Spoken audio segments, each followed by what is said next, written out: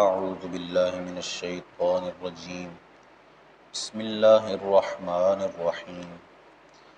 ذالک بأن اللہ نزل الکتاب بالحق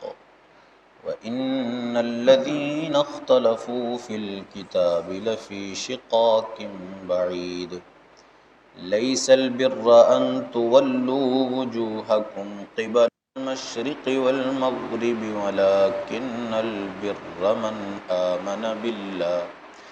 من آمن بالله واليوم الآخر والملائكة والكتاب والنبيين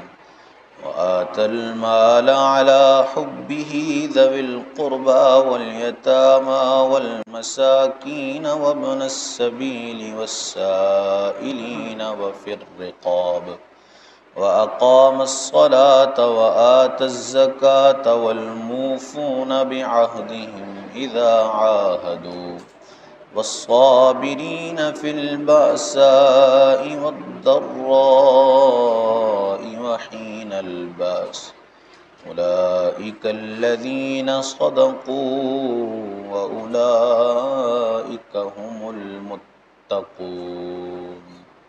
صدق اللہ مولانا العظیم الصلاة والسلام علیک یا سیدی یا رسول اللہ وعلا آلک واصحابک یا سیدی یا حبیب اللہ الصلاة والسلام علیک یا سیدی یا نبی اللہ وعلا آلک واصحابک یا سیدی یا حبیب اللہ ذالک بأن اللہ نزل الکتاب بالحق، یہ اس لیے کہ اللہ نے کتاب حق کے ساتھ اتاری، وإن الذین اختلفوا فی الکتاب، اور بے شک وہ لوگ جو کتاب میں اختلاف ڈالتے ہیں، لفی شقاق بعید، وہ ضرور پرلے درجے کے جھگڑالو ہیں۔ یہ آیت یہودیوں کے حق میں نازل ہوئی کہ وہ توریت شریف کو مختلف طریقے سے مانتے تھے، یعنی ہر کوئی اپنی مرضی سے اس بات کو اپنے مطابق ڈھال لیا کرتا تھا۔ حالانکہ دعویٰ یہ تھا کہ ہم توریت پر ایمان لاتے ہیں، لیکن ایمان میں وہ اختلاف کرتے تھے، کوئی مطلب لیتا، کسی آیت کا کیا مطلب لیتا، وہ فائدہ دیتی اس آیت کو اپنے مطابق ڈھال کر اس کرتے، اور اصل جو حکم ہوتا اس آیت کا اس کو پس پش ڈال دیتے۔ تو ان کا اس آیت کے اندر رد کیا گیا کہ یہ لوگ جو اختلاف کرتے ہیں یہ اپنے اعمال کا بدلہ ضرور لے لیں گے۔ لیس البر ان تولوا وجوہکم قبل المشرق والمغرب، کچھ اصل نیکی نہیں یہ کہ منہ مشرق یا مغرب کی طرف ہو، ولکن البر من آمن باللہ والیوم الآخر، ہاں اصل نیکی یہ ہے کہ ایمان لائے اللہ اور قیامت پر، والملائکۃ والکتاب والنبیین، اور فرشتوں اور کتاب اور پیغمبروں پر۔ آیت کے اس حصے میں اس کے بارے میں مفسرین کے دو قول ہیں۔ ایک تو یہ کہ یہ جو حصہ ہے یہ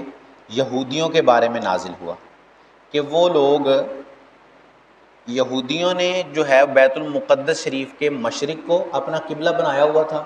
اور عیسائیوں نے بیت المقدس شریف کا جو مغرب جانب کا حصہ تھا اس کو اپنا قبلہ بنایا ہوا تھا۔ تو اللہ نے فرمایا کہ یہ جو مشرق و مغرب کی طرف منہ کرنا ہے اس میں کوئی نیکی نہیں ہے، کیونکہ بیت المقدس کا قبلہ ہونا اب منسوخ ہو چکا، اب جو قبلہ ہے وہ کعبۃ اللہ شریف بنا دیا گیا ہے۔ تو اب جو اس کی طرف منہ کر کے عبادت کرے تو اس کی عبادت اس کو کچھ نفع نہیں دے گی، کچھ فائدہ نہیں دے گی۔ اور دوسرا قول اس حصے کے بارے میں یہ ہے مفسرین کا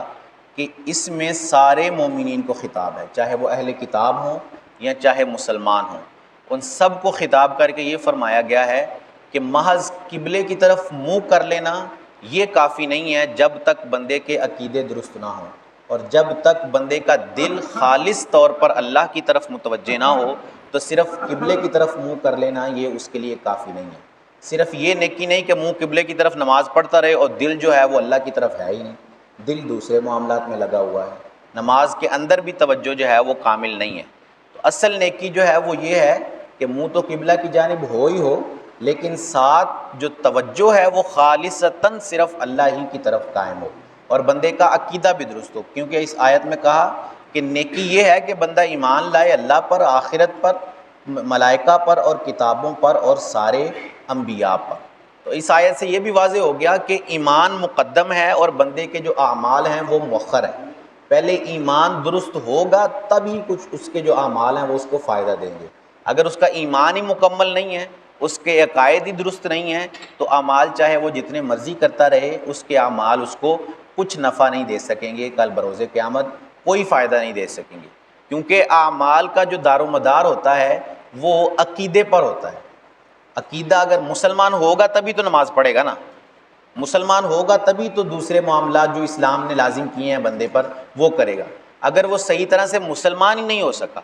اسلام کی کسی ایک چیز کا انکار کر دیتا ہے، توحید پر ایمان رکھتا ہے، رسالت کا انکار کر دیتا ہے، رسالت پر بھی ایمان رکھتا ہے لیکن نماز کی فرضیت کا انکار کر دیتا ہے، نماز کی فرضیت کا بھی یقین رکھتا ہے لیکن کسی اور معاملہ زکوٰۃ کی فرضیت کا انکار کر دیتا ہے۔ یہ اسلام کے جو سارے معاملات ہیں وہ ایک تسبیح کی طرح ہیں کہ ان میں سے تو ساری تسبیح جو ہے وہ بکھر کر رہ جائے گی۔ تو ہر ایک کو اپنے اپنے طریقے سے اور اپنے وقت پر ادا کرنا ضروری ہے۔ کوئی یہ نہیں کہہ سکتا کہ میں سارے معاملات کروں گا لیکن صرف ایک یہ کام ہے وہ میں نہیں کروں گا۔ جب سیدنا ابوبکر صدیق رضی اللہ تعالیٰ عنہ خلیفہ بنے تو لوگ جو ہیں وہ مرتد ہونا شروع ہو گئے، اور وہ کچھ لوگ یہ کہنے لگے کہ ہم اسلام تو نہیں چھوڑ رہے لیکن ہم زکوٰۃ نہیں دیا کریں گے آپ کو، باقی سارے معاملات توحید و رسالت پر ہمارا ایمان ہے، نماز بھی پڑھیں گے، ہم حج بھی کریں گے، زکوٰۃ نہیں دیں گے آپ کو۔ تو آپ نے ان کے ساتھ جہاد کیا، ان لوگوں کے ساتھ کہا کہ تم لوگ زکوٰۃ دو گے اور جو تم رسول اللہ کو بھیجتے تھے میں تم سے وہ بھی حاصل کروں گا، چاہے اگر ایک بکری ہی تم رسول اللہ کے زمانے میں زکوٰۃ کے طور پر دیتے تھے میں تمہیں بھی نہیں چھوڑوں گا، تمہیں وہ بھی دینی پڑے گی۔ تو آپ نے ان کے، حالانکہ وہ کہہ رہے تھے کہ ہم مسلمان ہیں، ہم ایمان رکھتے ہیں، لیکن انہوں نے ایک چیز کا انکار کر دیا۔ تو حضرت ابوبکر صدیق نے یہی کہا کہ اسلام کے سارے معاملات تسبیح کی طرح ہیں، اگر ایک دانہ بھی بیچ میں سے توڑ دیا جائے تو ساری تسبیح بکھر کر رہ جاتی ہے۔ تو بندے کا ایمان اور عقیدہ جب تک درست نہیں ہے تو چاہے وہ جتنے بھی اعمال کرتا رہے، نمازیں پڑھتا رہے، روزے رکھتا رہے، سجدے کرتا رہے، صدقہ و خیرات کرتا رہے، یہ ساری چیزیں اس کو تبھی فائدہ دیں گی کہ جب اس کا ایمان کامل ہوگا، جب اس کا عقیدہ درست ہوگا۔ اگر عقیدہ ٹھیک نہیں ہے تو چاہے 1000 سجدے کرے اس کو کوئی فائدہ نہیں ہوگا۔ وَآتَ الْمَالَ عَلَىٰ حُبِّهِ ذَوِي الْقُرْبَىٰ وَالْيَتَامَىٰ وَالْمَسَاكِينَ وَابْنَ السَّبِيلِ، اور اللہ کی محبت میں اپنا عزیز مال دے رشتہ داروں اور یتیموں اور مسکینوں اور مسافروں کو، والسائلین اور سائلوں کو، وفی الرقاب اور گردنیں چھڑانے میں، وَأَقَامَ الصَّلَاةَ وَآتَى الزَّكَاةَ اور نماز قائم رکھے اور زکوٰۃ دے، وَالْمُوفُونَ بِعَهْدِهِمْ إِذَا عَاهَدُوا اور اپنا قول پورا کرنے والے جب عہد کریں، وَالصَّابِرِينَ فِي الْبَأْسَاءِ وَالضَّرَّاءِ اور صبر کرنے والے مصیبت اور سختی میں، وحین الباس اور جہاد کے وقت، اولئک الذین صدقوا یہی ہیں وہ لوگ جنہوں نے اپنی بات سچی کی، واولئک هم المتقون اور یہی پرہیزگار لوگ ہیں۔ اس آیت کے اس حصے میں نیکی کرنے کے مختلف طریقے بیان کیے گئے ہیں۔ سب سے پہلا طریقہ یہ بیان کیا کہ مال خرچ کرے اللہ کی راہ میں، پھر اس کے مصارف بتائے کہ کہاں کہاں خرچ کرنا ہے۔ اللہ کی محبت میں اپنے رشتہ داروں کو، اگر دیکھے کہ کوئی رشتہ دار کمزور ہے اس پر اپنا مال خرچ کرے، یتیموں کو مال دے، مسکینوں کو مال دے، مسافر کسی کی مدد کر دے، اور اگر کوئی سائل آتا ہے اللہ کے نام پر تو اس کی بھی مدد کرے۔ پھر کہا وفی الرقاب اور گردنیں چھڑانے یعنی غلام آزاد کرانے کے اندر اپنا مال و دولت خرچ کرے۔ صحابہ کرام کا طریقہ کار یہی تھا کہ شروع میں آپ غلام بہت آزاد کروایا کرتے۔ سیدنا ابوبکر صدیق جب شروع اسلام آیا تو بہت سارے غلاموں نے اسلام قبول کیا، تو ان کے جو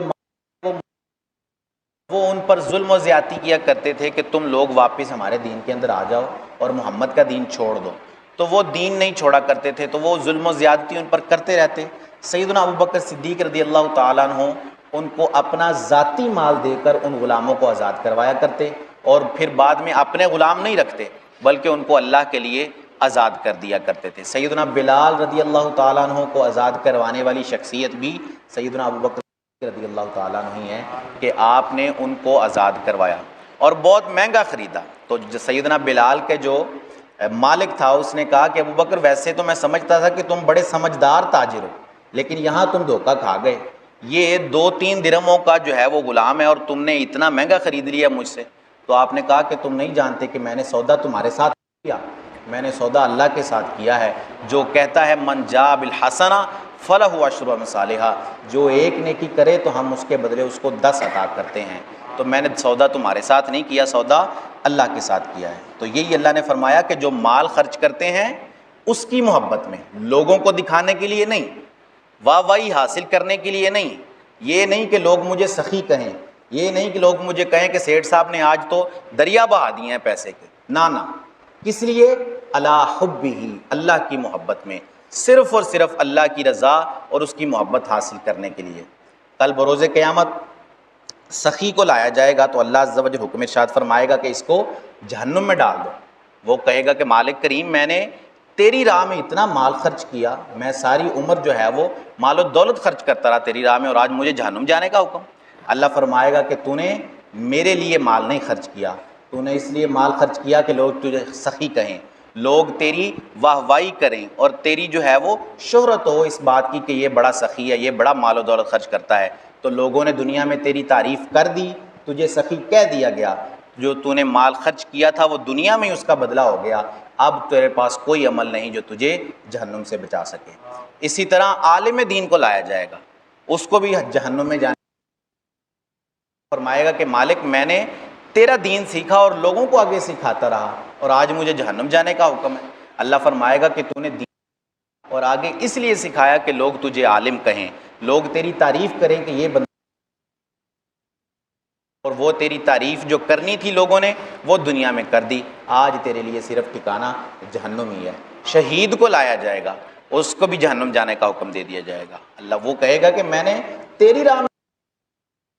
مجھے جہنم جانے کا حکم ہے۔ اللہ فرمائے گا کہ تو نے اس لیے شہادت حاصل کی، اس لیے تو جنگ میں مرا تاکہ تجھے لوگ بہادر کہیں کہ بڑا بہادر ہے کہ شہادت حاصل کر گیا، تو وہ لوگوں نے دنیا،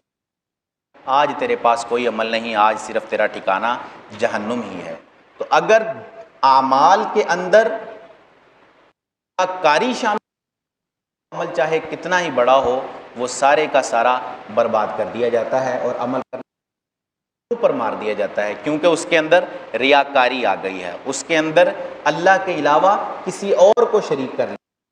کیونکہ اصل تو عبادت اور اصل جو چیز تھی وہ اللہ کی طرف توجہ تھی کہ اس کا اجر جو تھا وہ بندے نے اللہ سے لینا تھا، لیکن جب بندوں کو شامل کر لیا بیچ میں تو گویا اس نے اللہ کے ساتھ دوسروں کو شریک کر لیا۔ تو جب بھی کوئی کام کریں دکھاوے کے لیے نہ کریں، صرف اور صرف اللہ کی رضا حاصل کرنے اور اس کی محبت کے اندر کیا کریں۔ اللہ عز و جل سے دعا ہے کہ اللہ عز و جل ہمیں ریاکاری سے بچنے کی توفیق عطا فرمائے، آمین بجاہ خاتم النبیین۔